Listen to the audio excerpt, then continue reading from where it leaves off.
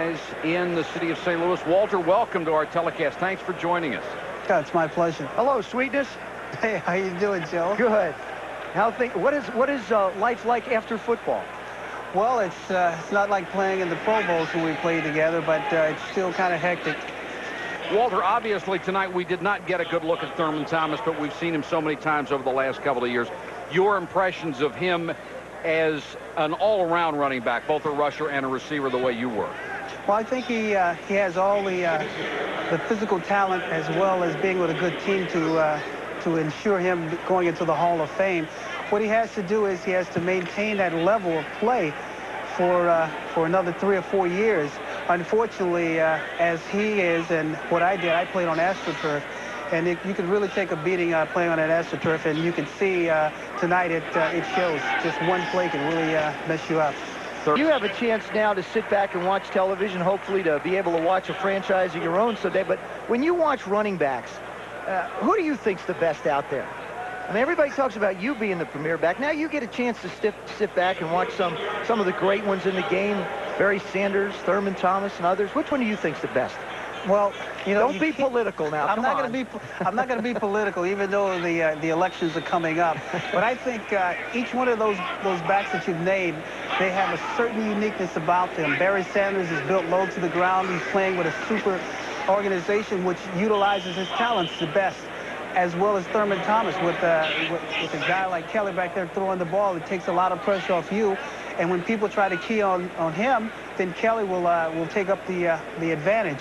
And out of all the backs around the league, I think the most underrated back around, who is probably the most valuable player around, is Brad Mustard. And people laugh, but this guy, I've watched him run. I've watched how he plays. He moves like a turtle. It looks like he's moving like a turtle, but he's not. 2nd and 7 here. We'll ask you about a little bit more about Brad Mustard in a second. We've got to go back with Thurman Thomas over 2,000 yards from scrimmage, and all the great backs in the game today. Expand on this thought about Brad Mustard.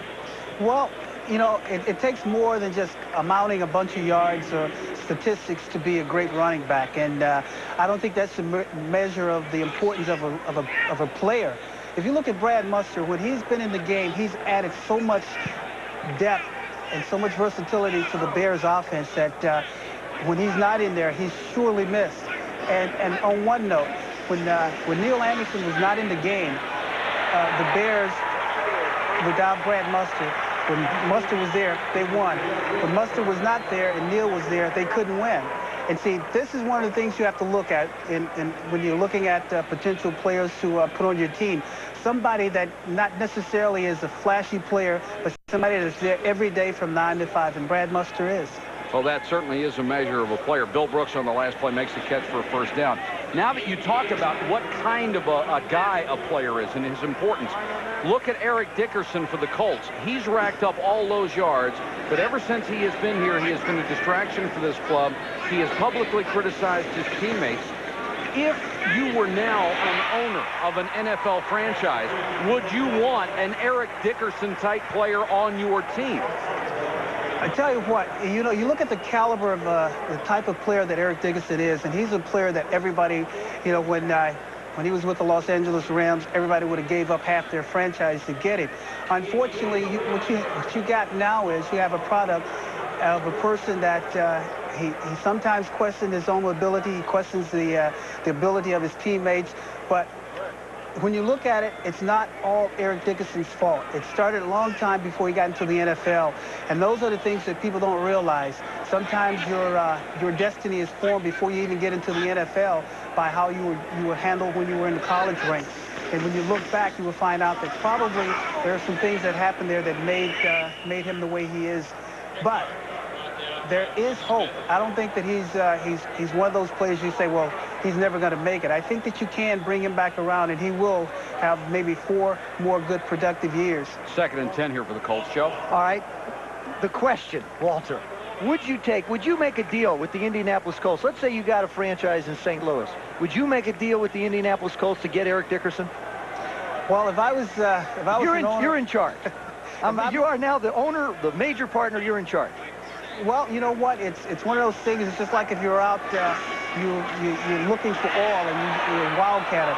A lot of times you take chances. A lot of times you look at a player that nobody would take, and Al Davis is a perfect example of that. He takes players that everybody else says that are no good, and yet still he puts them together and he fits them in and he works them in and they play well for him. I think, like I said earlier, there is some good play. There are 3 or 4 more good years at Eric Dickerson. I would probably look at it long and hard in terms of what I would give up or what I would end up paying. But I would, think of entertain the idea of getting him on a team, especially an expansion team like ours. Well, you sound like an owner now. Look at what are we going to pay him. Stick with us a couple of minutes here. We'd like to get back to you on your prospect for getting a franchise. Walter Payton is going to rejoin us in the ownership picture for the St. Louis expansion franchise. We'll talk about that in a moment. Greatest running back in terms of yards that ever played this game. And Walter, you played on some bad teams. Maybe not teams that were 1-13 and going nowhere, but you played on some bad teams. It makes it harder, doesn't it? Well, I can't remember that far back as far as how bad the teams were, but I can remember some bumps and bruises that I still have. But things for Indianapolis, believe it or not, they're not as bad as the record shows. But yet and still, they're not winning, and it's something that's missing there. And who knows what it is, but if you look at them on film and you look at some of the things they're doing, they're fundamentally sound. They're just not, the spark is just not there. And I guess probably this time of the year with being out of the playoffs, being out of that picture, it's really hard to get yourself up to play. All right, Walter, we'll get back to you in a second if you can hang on with us again. That struggled as much as the Colts have. And you're right, they do have a lot of talent and they need a plan, but how much pressure is it on a guy like yourself? You've been on teams that haven't had winning records. As a marquee player early in your career, how much pressure is there on you to sort of try and carry the load for the team? Well, every time you go out there, you're out to prove something, because you hear so many remarks about how bad you are, and once you get on the football field, you realize that, hey, you're not as bad as people say, and you want to play up to that. And a lot of times you try to overcompensate, and then you don't do as well as you should. When I was with the Bears in the early years, at times I took it on myself that, hey, I got to do it all. But I really didn't have to. And a lot of times when I relaxed and just did what I had to do and did it the best I possibly could, then we got the best results. And I think that's one of the things that the coach will have to do. They have to sit back, take a deep breath, and then just do what they do normally. Pat Beach on that last catch for a first down to the Buffalo 38-yard line. You know, as a player, I'm sure, Walter, you were like I was. We would have liked free agency a lot. Now you're wearing a different hat. Now you're in a position where you have an opportunity to be a potential owner in this game. How do you feel about free agency? I think there's room for free agency. I think that the integrity of the game has to be protected, because you'll get into a situation where if there's unlimited free agency, then you're going to have players all in one area playing for one team, and it's going to be an imbalance in terms of around the league and trying to get that parity. What the league has been trying to do is it's been trying to keep it so that a team such as in a market such as a Green Bay will have an opportunity to compete with a team such as New York, or a team of Buffalo, or a team like the Bears. And these are the things that the league is trying to maintain, because if you don't do that, the integrity of the game is definitely going to suffer a tremendous blow. Herman intercepted by Talley. He got it back to the 39-yard line. Talley with his 4th interception of the year, return of 13. Let's get back to Walter Payton for a second. Walter is trying to get the expansion franchise in St. Louis. You have gone through your committee meetings, and you had the meeting with Paul Tagliabue, the commissioner, earlier. What did you say to him, and how did you perceive that going? Well, some of the things that we said we have to keep confidential, simply because of the nature of the business. But the meeting, from my standpoint and from other people that were around, went very well. I think they were impressed about our financial knowledge about the game of football, and I think those are the things that are most important. Draw to Davis. One question that comes up is, why would you want to be an owner? There are so many guys who say in this league that they have been very successful doing other things, then they have a football team and they lose money, they lose sleep, they go crazy. Why do you want to do it? Do you think you can do it better? Well, if I didn't think I could do it better or do it as good, I wouldn't be jumping off into it. But this is part of me. Football has been all my life. I played with the Bears for 13 years, 4 years of college and 3 years of high school ball.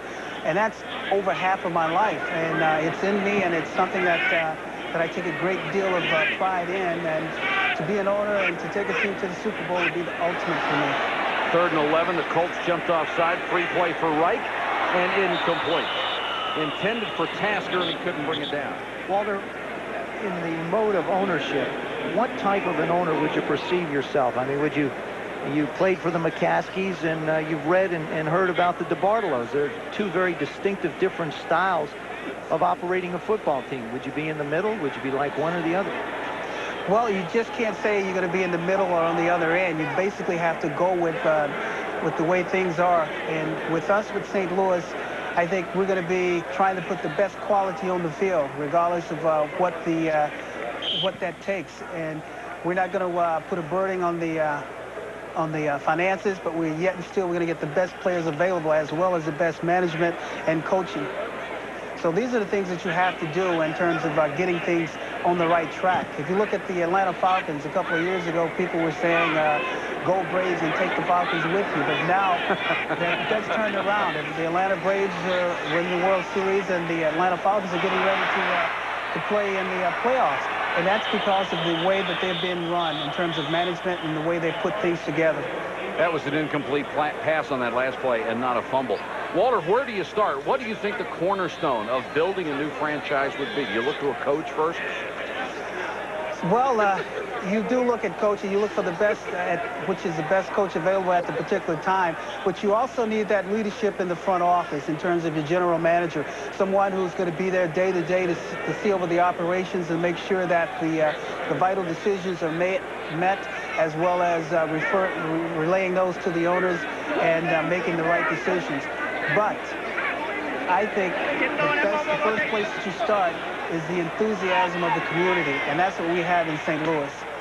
Burdan makes the fair catch. Walter Payton, you brought a great deal of class to the National Football League as a player for many, many years, and I hope if you get the opportunity to be an owner, I know you'll certainly bring that kind of class to ownership in the NFL. And we thank you for taking the time to join us tonight. It's been my pleasure. Sweetness, can I get a couple of tickets in advance now? Can I put my order in? Definitely, good Joe. Ones. Now, good ones. You can get some seats. If you want them, you can sit on the bench on the 50-yard line. Thanks a lot. Great to see you again, Thanks buddy. very much. Okay.